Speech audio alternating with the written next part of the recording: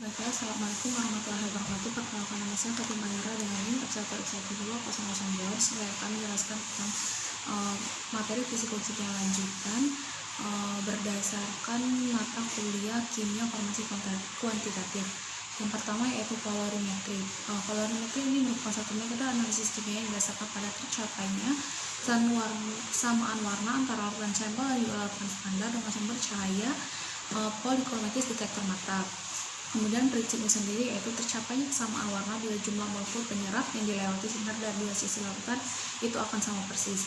Kemudian syaratnya sendiri yaitu warna stabil, larutan jernih, reaksi perwarnaan selektif, sensitivitas dan juga ketepatan yang tinggi, serta metode yang digunakan pada kolorimetri ini yaitu terbagi menjadi dua. Yang pertama visual berdasarkan mata sebagai detektor dan fotometer menggunakan fotosel sebagai detektor. Kemudian materi selanjutnya itu spektrofotometri.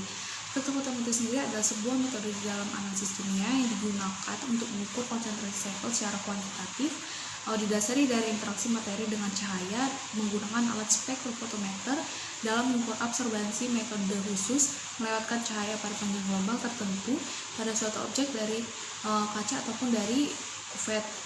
Kemudian untuk prinsip kerjanya sendiri, spektrofotometri ini berdasarkan hukum Lambert-Bird, di mana cahaya monokrometrik ini melalui sebuah media yang merupakan larutan, maka akan ada tiga hasil. Yang pertama, sebagian cahaya akan diserap, yang kedua sebagian cahaya akan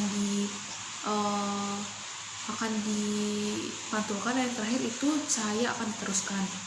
Dimana syaratnya itu yang pertama radiasi harus monokrometrik, kemudian tidak ada pengaruh molekul lain yang diserap larutan, kemudian radiasi yang diserap oleh sampel tidak menimbulkan reaksi kimia, kemudian larutan harus benar-benar jernih dan juga konsentrasi analit harus termasuk yang rendah.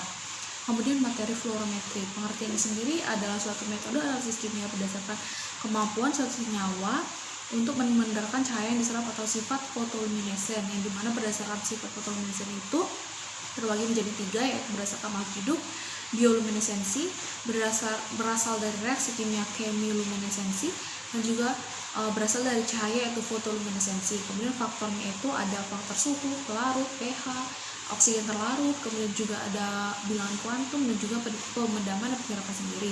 Kemudian untuk pada analisis kuantitatif itu dapat dilakukan pada konsentrasi yang sangat rendah dengan ketepatan, keterulangan dan juga kepekaan tinggi. Nah, kemudian itu materi yang selanjutnya adalah mengenai pengukuran refraktometri, di mana pengukuran ini dilakukan dengan menggunakan alat spektrofotometer yang digunakan untuk mengukur kadar konsentrasi bahan terlarut dengan memanfaatkan refraksi cahaya, di mana alat ini pada awalnya itu ditemukan oleh seorang ilmuwan dari Jerman bernama Ernest Abbe. Kemudian pengukuran ini biasanya berdasarkan indeks bias, di mana adalah perbandingan antara ketepatan cahaya dalam udara dengan kecepatan cahaya dalam zat dengan fungsi untuk mengidentifikasi zat dalam kemurniannya. Kemudian untuk pengukuran viskositas, viskositas ini adalah cara untuk dapat menyatakan berapa daya tahan dari aliran yang diberikan terhadap cairan atau suatu ukuran yang menyatakan kekentalan dari cairan satu atau fluida.